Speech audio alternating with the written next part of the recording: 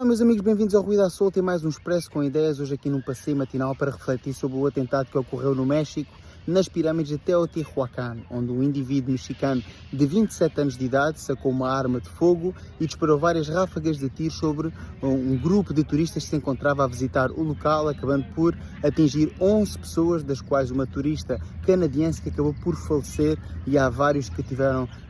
ou necessitaram de cuidados hospitalares, inclusive de ficar internados